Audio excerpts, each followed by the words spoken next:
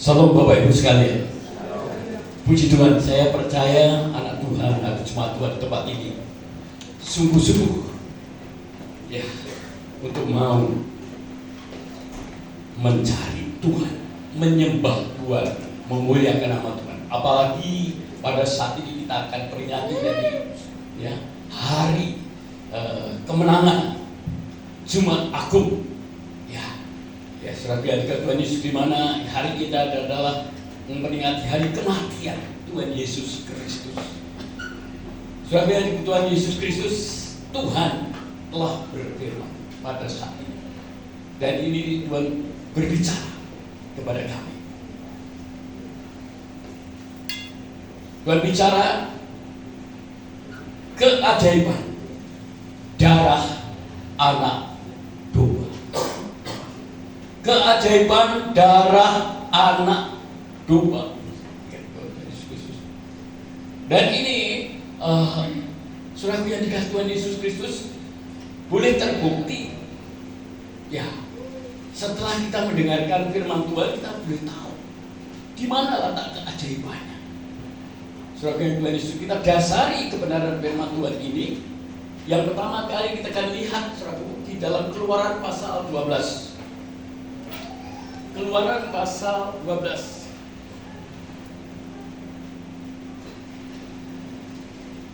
Keluaran pasal 12 ayat yang kelima dulu. Nanti ayat 13 dan ayat 14. Tidak semuanya. Dalam Keluaran pasal 12 ayat yang kelima, ini adalah suatu lambang atau gambaran nubuatan juga dalam perjanjian yang lama, menubuatkan tentang kuasa darah yang ditumpahkan di dalam Tuhan Yesus Kristus, maksudnya di dalam kematiannya. Anak dombamu itu harus jantan, tidak bercela, berumur setahun. Kamu boleh ambil domba atau kambing. Lalu ayat yang ke-13, dan darah itu menjadi tanda bagimu rumah-rumah di mana kamu tinggal. Apabila kamu melihat darah itu, maka akan lewat daripada kamu, jadi tidak akan ada tulah kemusnahan di tengah-tengah kamu apabila kamu harus menghukum tanah Mesir. Lalu berikutnya ayat 14. Hari ini akan menjadi hari peringatan bagimu. Kamu harus merayakan sebagai hari raya bagi Tuhan. Turun-temurun kamu harus merayakannya sebagai ketetapan untuk selama-lamanya. Amin. Keajaiban darah Tuhan Yesus Kristus luar biasa. Tuhan Yesus Kristus. Keajaibannya di mana? Tapi sebelum saya utarakan keajaiban darah anak domba adalah darah Tuhan Yesus Kristus, kita kan lihat darahnya orang biasa tadi. Darah waktu ditumpahkan itu mungkin dalam penumpahannya itu karena dibunuh, karena mungkin kecelakaan, ya, karena mungkin dia sedang menghadapi peperangan sehingga darah tertumpah. Apapun itu pasti darah itu akan berbicara. Kita lihat dalam satu kejadian pasal yang ke-3 karena Habil gitu ya. Saya akan lihat dulu ya.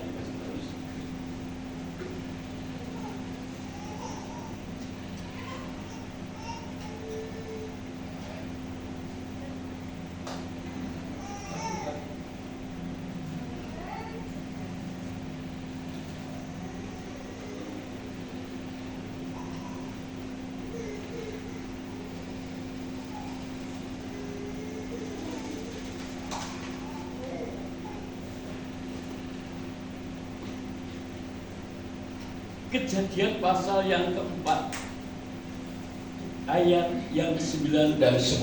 Saudara, kita lihat keajaiban darah. Ini darah bukan darah anak domba, maksudnya darah Tuhan Yesus, tidak ada darah orang biasa saja, manusia biasa saja. Contohnya itu adalah yang namanya Habil. Ini firman Tuhan katakan demikian. Firman Tuhan kepada Kain, di manakah? Di mana Habil adikmu? Jawabnya, aku tidak tahu. Apakah aku penjaga adikku? Lalu firman-Nya, apakah yang telah kuperbuat ini? Darah adikmu itu berteriak kepadaku dari tanah. Habil dibunuh oleh kakaknya Kain. Tidak ada yang tahu. Mungkin keterbatasan pada waktu itu manusia ya, karena yang diciptakan mungkin beberapa yang diciptakan, tapi yang jelas gak ada yang tahu. Ya. Mungkin bapaknya, ibunya nggak tahu pada waktu anaknya itu dibunuh karena dia sedang mempersembahkan korban sebagai Tuhan Yesus Kristus. Walaupun semuanya tidak tahu, akhirnya tahu karena darah yang ditumpahkan itu jerit, berseru kepada Tuhan, memberitahukan, memberi laporan, memberitahukan. Oleh sebab itu banyak kejadian-kejadian apapun, tindak kejahatannya bagi mereka yang dibunuh oleh karena mungkin dendam atau apapun juga, lalu dikuburkan di mana, ditutup tembok, ditor dan sebagaimanapun, tidak tahu. Tapi ada akhirnya tahu.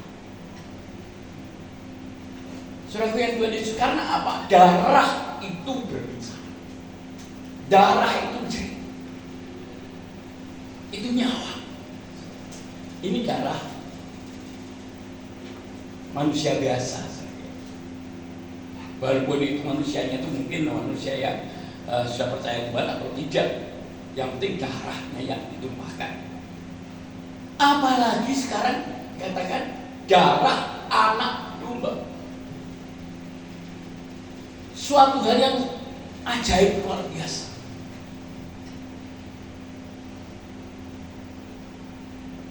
Darah ini mempunyai kuasa. Yang pertama kali, meluputkan dari maut, menyelamatkan dari maut. Dan ini dilambangkan sebelumnya Tuhan Yesus Kristus harus mati di Golgota. Dalam kitab Keluaran pasal yang ke-12 tadi, intinya begini, saudara. Pada waktu itu Allah ingin membebaskan umatnya dari perbudakan. Umat pilihannya yaitu bangsa Israel dari perbudakan Mesir yang dipimpin seorang raja yaitu Firaun yang kejam dan keras. Karena jeritan doa mereka sampai ke telinganya Tuhan. Ya, saudara. Dan pada waktu itu dipimpin oleh Musa, bangsa Israel. Lalu apa yang terjadi? Sudah diperingatkan melewati hamba Tuhan ini harus membebaskan umatnya. Kalau tidak bebaskan nanti akan sesuatu yang akan terjadi, yaitu apa yang merupakan hukuman karena tidak mau membebaskan umatnya. Dikeluarkan 10 tulah. Saya akan sebutkan berapa tulah yang pertama sampai tulah yang terakhir. Baru tulah yang ke-10 inilah Firaun itu mau membebaskan. Ya setelah anak sulung semuanya, baik anak sulung dari manusia juga anak sulung binatang, semuanya akan mati.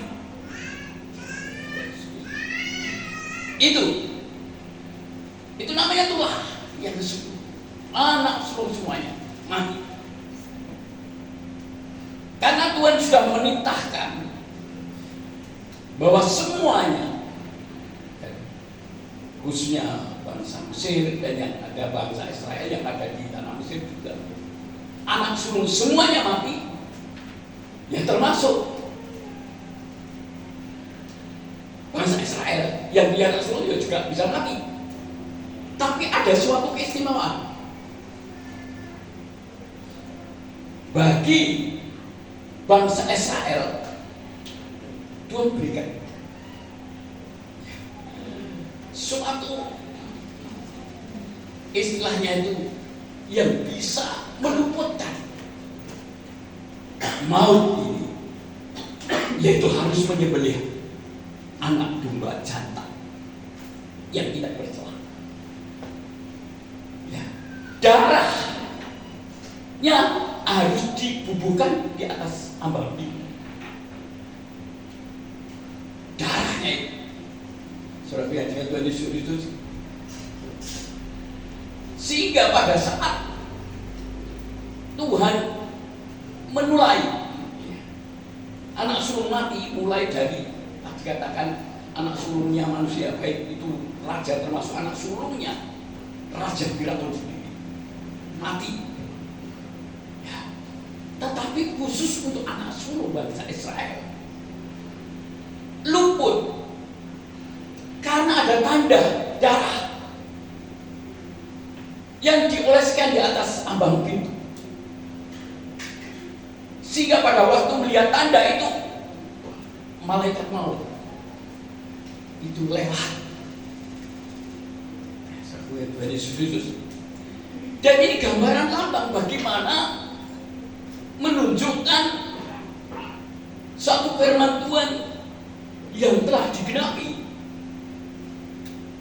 yaitu dalam Kejadian pasal yang ketiga ayat yang ke-15, bahwa anak perempuan yang lahir, anak perempuan itu akan meremukkan saudaraku, kaki Tuhan Yesus Kristus, tetapi juga anak perempuan ini akan meremukkan kepala iblis. Ya, saudaraku, kejadiannya, aku akan mengadakan permusuhan antara engkau dan perempuan ini, antara keturunanmu dan keturunannya akan meremukkan kepalamu dan engkau akan meremukkan tumitnya. Digenapi apa yang telah difirman Tuhan, digenapi. Itu adalah gambaran tentang penyaliban Tuhan Yesus Kristus. Dan pada waktu itu memang kakinya Tuhan Yesus itu diremukkan. Karena apa? Aturannya kalau tidak diremukkan, nanti kalau dia bisa turun, dia jalan. Tetapi ingat, dalam kematiannya juga pada waktu kematian Tuhan Yesus, makanya kepala daripada iblis itu diremukkan juga, dihancurkan, memberikan suatu kemenangan. Saudara, Tuhan Yesus Kristus itu alasan ada kuasa darah. Yang pertama kali kuasa darah anak domba itu menyelamatkan, meluputkan dari maut. Biar dikasih Tuhan Yesus Kristus. Itu alasan yang pertama kali. Lalu sudah biar kasih Tuhan Yesus Kristus, perlu kita ketahui juga, kematian Tuhan Yesus Kristus di kayu salib itu suatu bukti yang nyata bahwa Tuhan itu sungguh-sungguh mengasihi umatnya, mengasihi manusia. Dia rela untuk apa? Mengorbankan dirinya, mati di kayu salib. Dan saudara tahu siapa itu? Dia adalah Allah. Dia adalah firman yang menjadi manusia. Ini karena hidup kasih, ingin menyelamatkan umat manusia. Dia harus menjadi manusia. Ingin merasakan seperti apa yang dirasakan manusia pada waktu sakit, pada waktu lapar, pada waktu sedih, pada waktu ingin merasakan jadi manusia.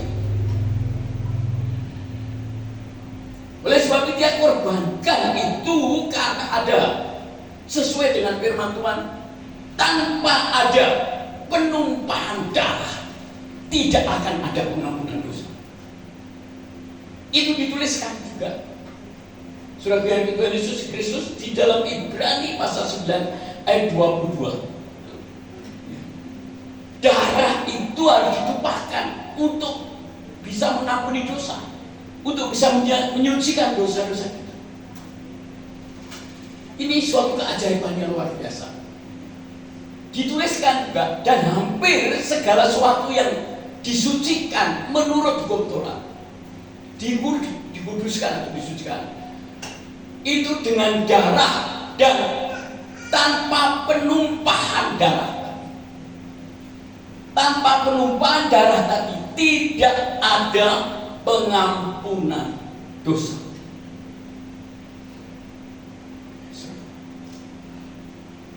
Pada saat Tuhan menjerit di kayu salib,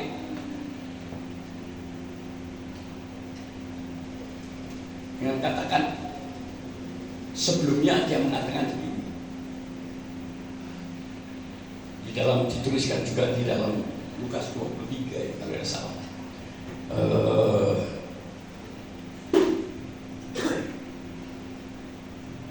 Ya, di dalam Lukas pasalnya yang ketiga 23 itu dikatakan begini. Pada saat itu Tuhan Yesus Kristus merasakan sakit sebagai manusia pada waktu itu, sebelum dia melepaskan nyawanya. Dia bilang begini, ampuni mereka ya Bapa, karena mereka tidak tahu.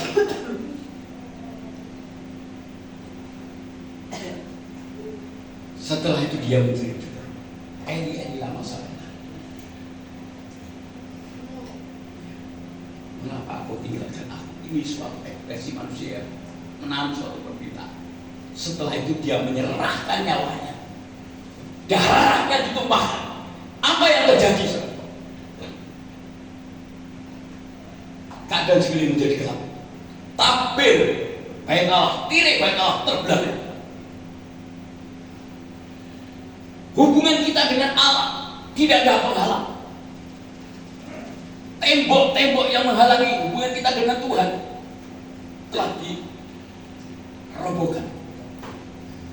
Tuhan Yesus Kristus, sehingga kita bisa mampu bisa datang langsung kepada Allah. Dan itu gambaran tentang pendamaian manusia karena dosa kepada Allah, karena dosanya diampuni. Ini kuasa daripada darah, kuasa daripada darah Yesus. Ada kuasa dalam praktek kehidupan saudara yang Tuhan Yesus pada saat ini. Mengapa? Sering kita menyebutkan atau menyanyikan suatu darah Yesus, darah Yesus. Kenapa? Ada seorang ibu tua, dia sakit-sakitan sudah tua.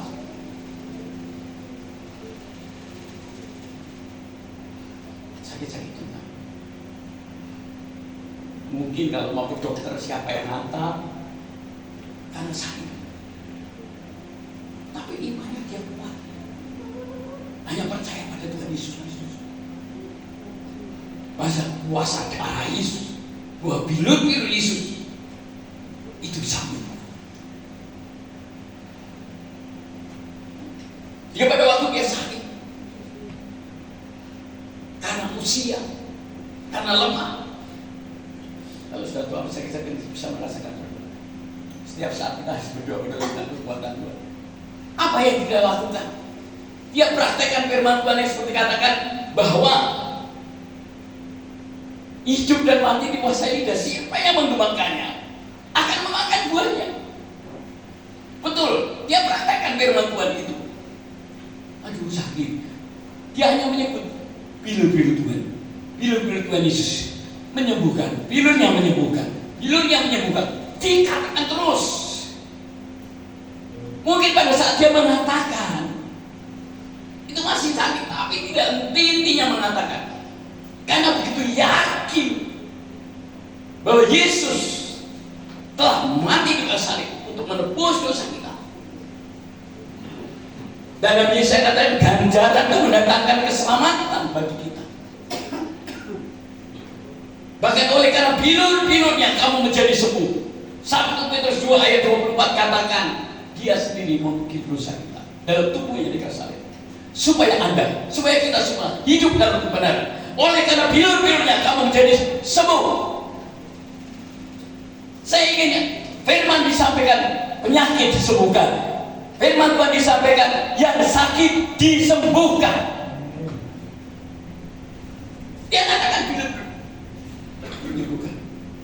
Bilur-bilur Tuhan menyembuhkan. Bilur-bilur menyembuhkan.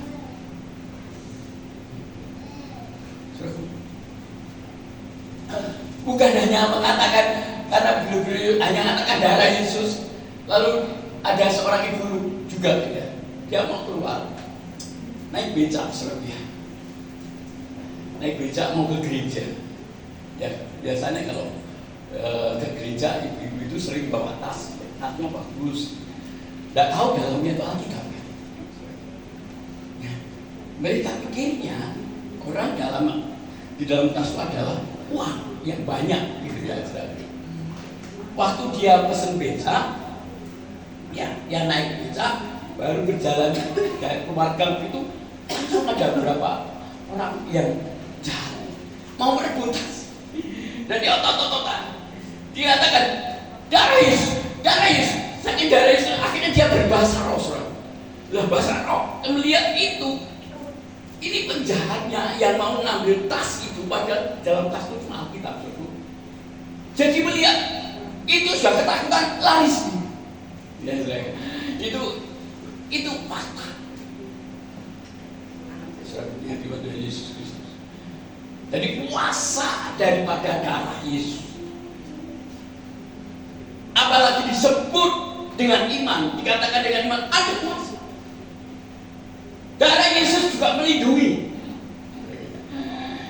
Saudara Yesus ini saya melihatnya ke fakta supaya saudara tahu.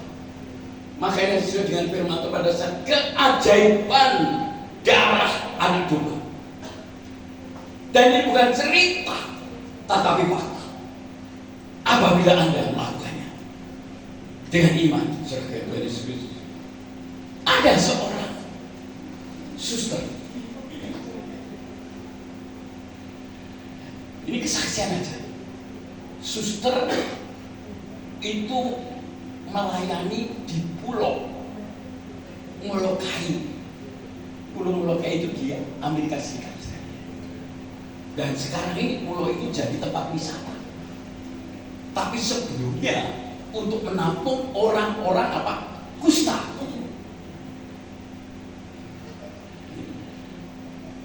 Lah, orang-orang kusta ini ditampung di situ, tentunya ada jarak. Karena penyakit ini menular. Oleh karena kita tahu bahwa penyakit itu menular, apa yang terjadi? Setiap orang kusta itu diberi makan karena takut ketularan. Yang memberi makan itu caranya dengan dilempar seperti makan ayam, karena takut untuk takut ketularan. Tapi ada seorang suster percaya kepada Dia. Bukan sekedar percaya, tapi sungguh-sungguh percaya. Dengan segenap hati percaya. Seperti kemarin, pada waktu kami kemarin itu jam 6 malam, saya mengadakan baptisan air di Sukodono, di kolam. Ya, lalu dikatakan syaratnya untuk baptis apa? Ya, firman Tuhan mengatakan percaya kepada Tuhan Yesus dengan segenap hati. Apakah kamu percaya? Oke, percaya Pak. Sungguh-sungguh percaya? Percaya. Saudara Tuhan Yesus Kristus langsung sudah pegang tangan, masukkan dalam air, dalam nama Tuhan. Dengan segenap hati dia percaya pada firman Tuhan. Seorang suster tadi kembali kepada saya. Dia melayani, memberikan makan tidak cara seperti orang yang makan dilempar. Makanan diambil, langsung dia turun. Karena ada turun tangga dan juga jaraknya jauh, dia mendekati kepada orang-orang kusta. Banyak sekali, suster. Lalu dikasihkan langsung. Karena manusia tadi jarang ketemu sama manusia, ya, manusia yang sehat. Dia bukan hanya mengambil bungkusannya tadi, ya,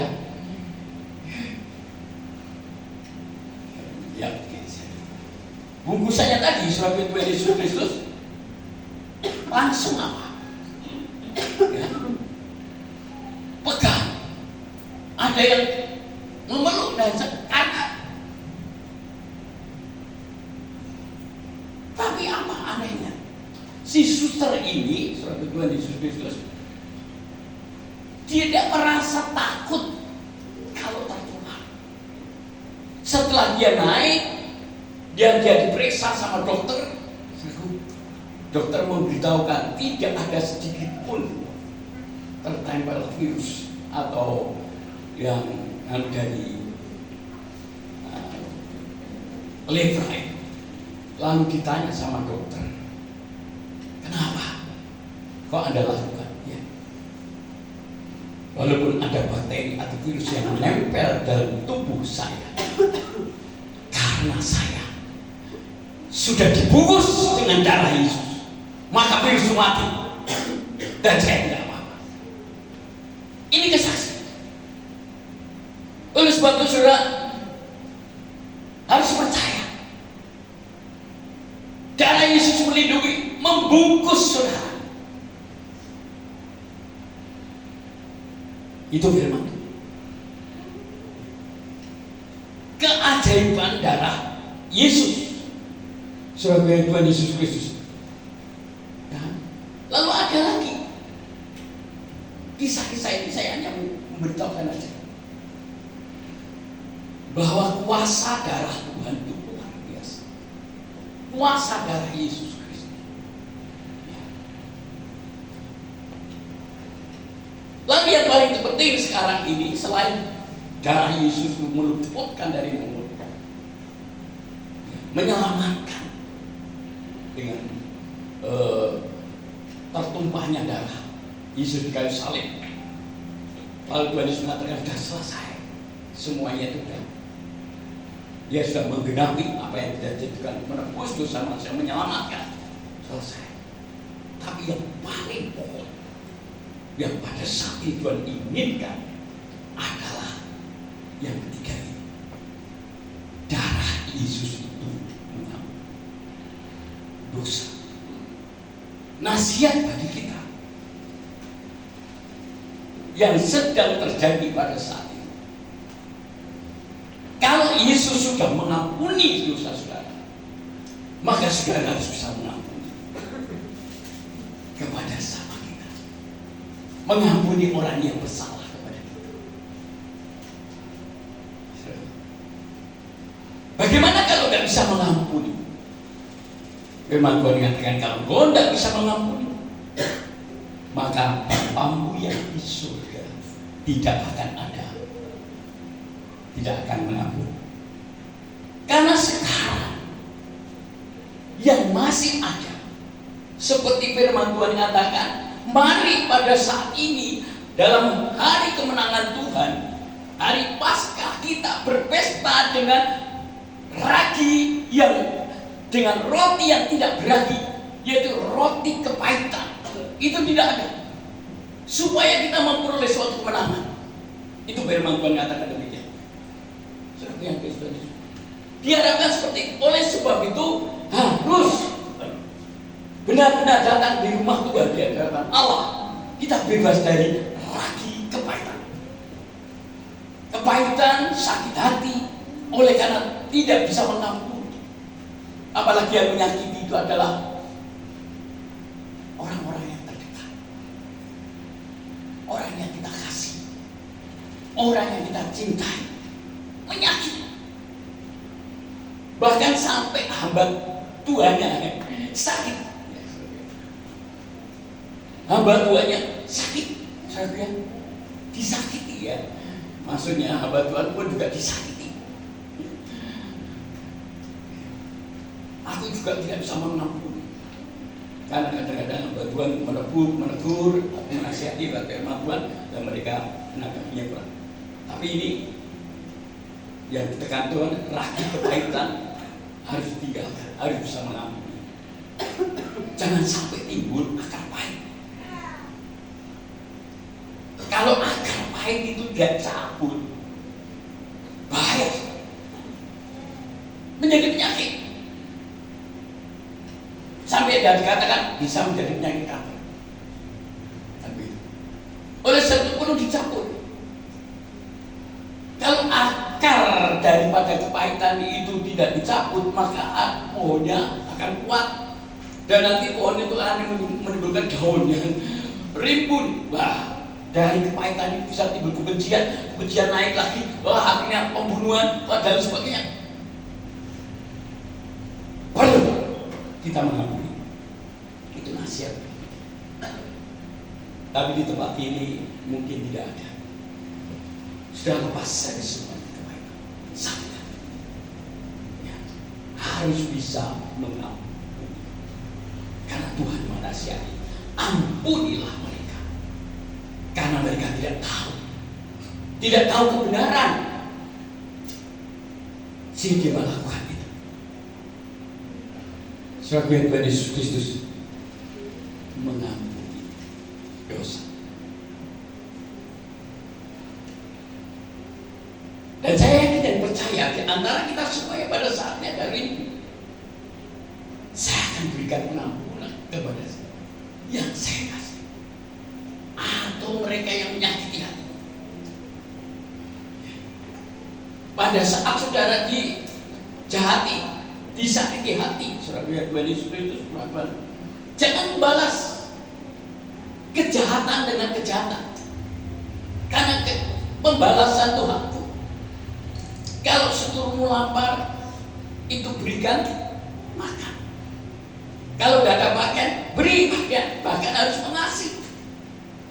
Karena pembalasan itu hanya Tuhan. Pada saat sudah melakukan itu, maka memupuk pada api di atas kepalanya. Firman Tuhan katakan, tetapi kita harus tetap mengasihi mereka. Apapun kejadiannya, harus mengasihi, harus bisa mengampuni, harus bisa melupakan, dan harus bisa mengasihi. Itu firman Tuhan katakan. Ini pesan.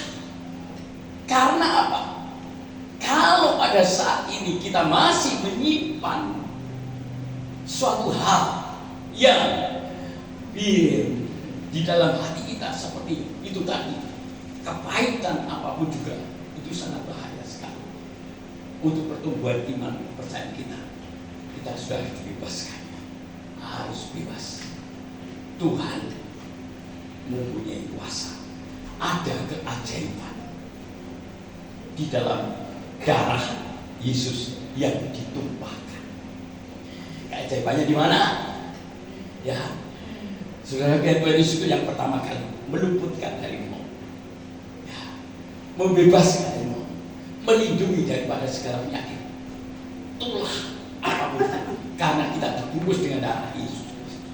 Lalu yang berikutnya, sebagai Tuhan Yesus Kristus, apalagi memikul segala penderitaan, sengsara, kutuk kita di kayu salib, sehingga kita diubah dengan pengorbanan Tuhan Yesus Kristus di kayu salib. Dulu kita hidup dalam kutuk keguntoran, tetapi kutuk itu sudah dipikul Tuhan di kayu salib. Yaitu terkutuklah orang yang tergantung dengan salib, maka kita dilepaskan itu. Jadi diubah hidup kita ini menjadi berkat Tuhan. Saudaraku yang Tuhan Yesus sesuatu, inilah praktek dalam kehidupan kita, dalam jemaat aku. Mari kita berpesta dengan makan roti yang tidak beragi. Ya, sebagai Tuhan Yesus Kristus, ya, pada saat kita memuji, menyembah Tuhan, memuliakan nama Tuhan, dan berhiasan kekudusan, kesucian darah Yesus, maka kuasa Tuhan akan bekerja. Luar biasa. Ada keajaiban yang terjadi. Yang lemah dikuatkan, yang sakit disembuhkan, yang terikat dilepaskan, dan itu pasti. Ini adalah kesempatan untuk menerima berkat yang Tuhan yang luar biasa. Sebagai Tuhan Yesus Kristus, ingat bahwa kita hidup pada saat hidup akhir zaman, yang memfokuskan mengejar hidup dalam kekudusan. Karena tanpa kekudusan tidak seorang pun dapat melihat Tuhan. Puji Tuhan. Saya kira sampai ini saudara Tuhan Yesus Kristus, firman Tuhan yang kami sampaikan dalam kesempatan. Mari kita sama-sama bangkit berdiri dan kita masuk di dalam persekutuan dengan tubuh dengan darah Yesus, menyanyikan satu pujian, telah kulihat